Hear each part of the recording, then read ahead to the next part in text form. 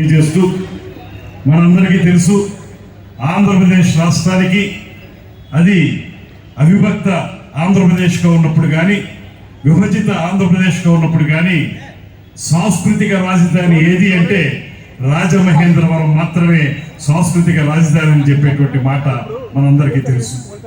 అటువంటి సాంస్కృతిక రాజధాని, కల్చరల్ క్యాపిటల్ అయినటువంటి ఈ రాజమండ్రిలో అనేక అద్భుతమైనటువంటి సాంస్కృతిక కార్యక్రమాలు చాలా కాలంగా జరిగాయి.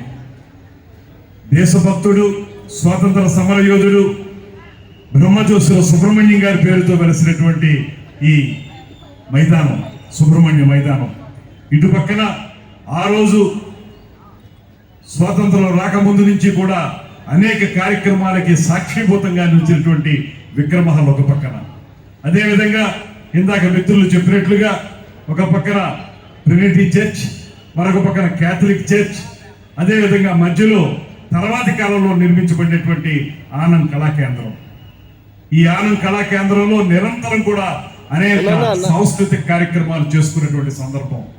ఇదే వేదిక మీద అనేక వందల సార్లు మేమందరం నిలబడి ప్రసంగించినటువంటి సందర్భాలు మా చిన్నతనం నుంచి ఉన్నాయి. అటువంటి ఒక అద్భుతమైనటువంటి ఈ ప్రదేశంలో ఇవాళ మనకి దైనందిన జీవితంలో రకరకాల కార్యక్రమాలతోటి, మన జీవితానికి సంబంధించినటువంటి ఒత్తిళ్లతోటి మనం ముందుకు వెళ్ళిపోతూ నెమ్మదిగా సాంస్కృతిక వికాసం అనే దానికి దూరంగా వెళ్ళిపోతున్నటువంటి సందర్భంలో మళ్ళీ తిరిగి ఏ గత వైభవం అయితే రాజమహేంద్రవరానికి ఉందో, ఏ సాంస్కృతిక వైభవం అయితే మనకుందో దాన్ని పాదుకొల్పుకోవడానికి, పునఃప్రారంభించడానికి ఒక ప్రయత్నమే ఈ ఆర్ఎంసీ కార్నివాల్ అనేటువంటి మాటను కూడా మీ అందరికీ మనవి చేస్తున్నాను.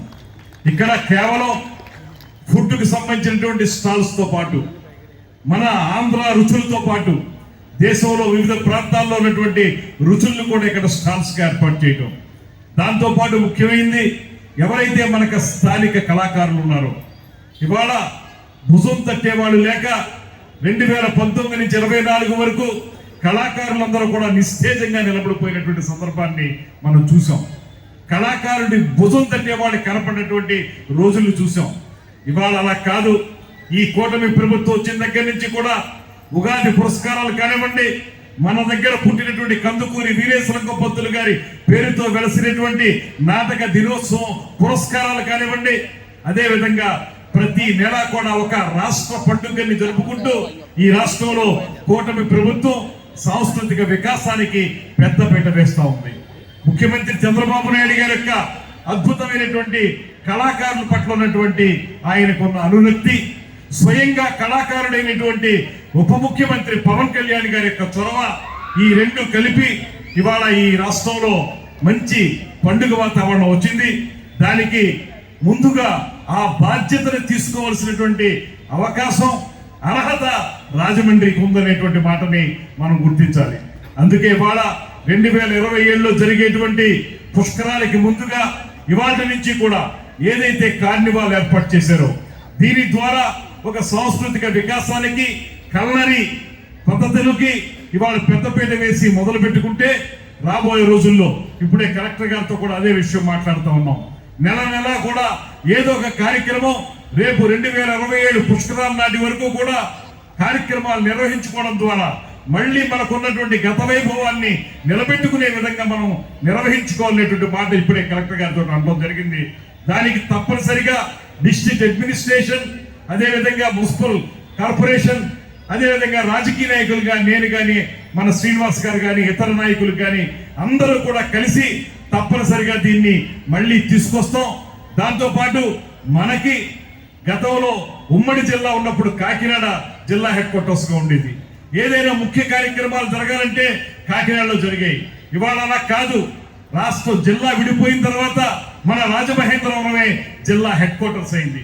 అందువల్ల జిల్లా కార్యక్రమాలు ఏమైనప్పటికీ కూడా మన రాజమహేంద్రవరంలో మనం జరిపించుకోవడానికి అద్భుతమైనటువంటి అవకాశం మనకు లభించింది కనుక మీ అందరికీ కూడా ముకుళిత హస్తాలతోటి నేను కోరుకుంటున్నది ఒక్కటే, ఈ కళాకారుల్ని కానీ ఈ కళా విభాగాల్ని కానీ ఈ కల్లరి ఇన్స్టిట్యూట్కి సంబంధించినటువంటి విభాగాల్ని కానీ వీటన్నిటిని కూడా పెంచి పోషించాల్సిన బాధ్యతని మనం పౌరులుగా మనం కూడా తీసుకోవాలనేటువంటి మాటని మీ అందరికీ తెలియజేసుకుంటూ రాబోయే రోజుల్లో మరిన్ని మంచి కార్యక్రమాల్ని గతంలో నంది నాటకోత్సవాల్ని ఆనంద్ కళాకేంద్రంలో నిర్వహించుకున్నాం. అలాంటి నంది నాటకోత్సవాల్ని మళ్ళీ నిర్వహించుకోవడం, ఇక్కడ జానపద కళారూపాల్లో ఉన్నటువంటి అనేక మంది కళాకారుల్ని సన్మానించుకోవడం, వారికి భుజం తట్టడం, వారికి ప్రత్యేకంగా ప్రభుత్వం నుంచి ఒక సంపూర్ణమైనటువంటి సహకారం అందించడం లాంటి కార్యక్రమాల్ని తప్పనిసరిగా చేపడతామనేటువంటి మాటని మనం చేసుకుంటూ ఈ రోజు రేపు ఉండేటువంటి ఈ కార్యక్రమంలో మీరందరూ పాల్పంచుకోండి. మనం రాబోయే రోజుల్లో మరింత మంచిగా ఎలా చేసుకోవాలో తప్పనిసరిగా చేద్దాం.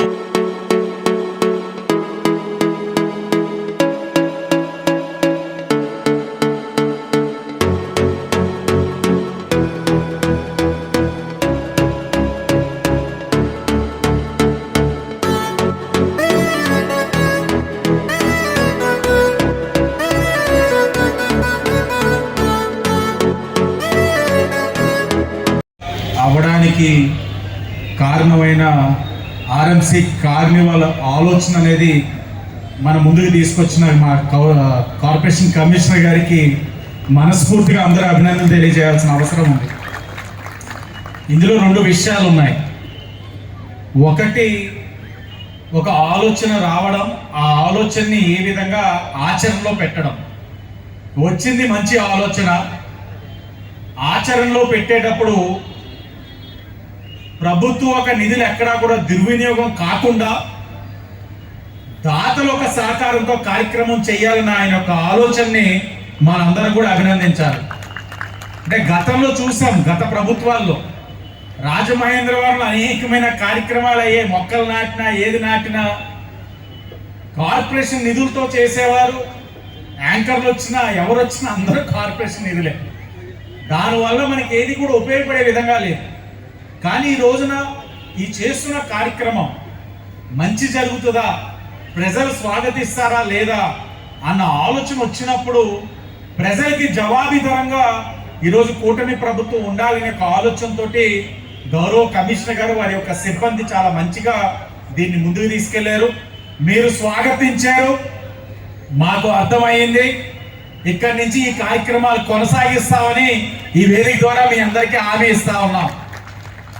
కొనసాగించే దాంట్లో సాంస్కృతిక నగరం ఇది కాబట్టి ఏం చేసినా ఇక్కడ ఒక చరిత్రకి భంగం కలిగించే విధంగా మేము చెయ్యబోం.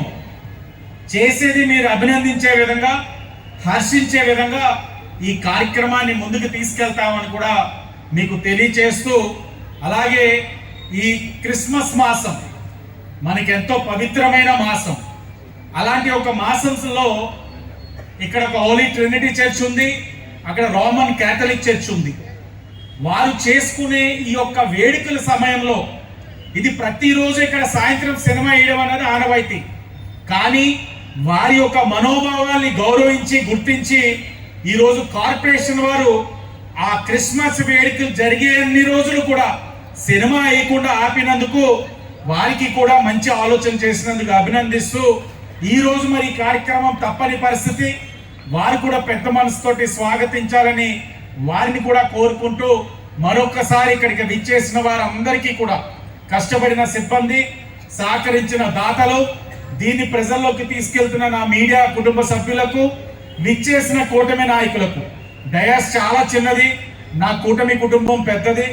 ముందంతా కూర్చున్నారు అందరికీ, వారికి అలాగే అధికారులకు అనధికారులకు అందరికీ కూడా పేరు పేరున నమస్కారాలు తెలియ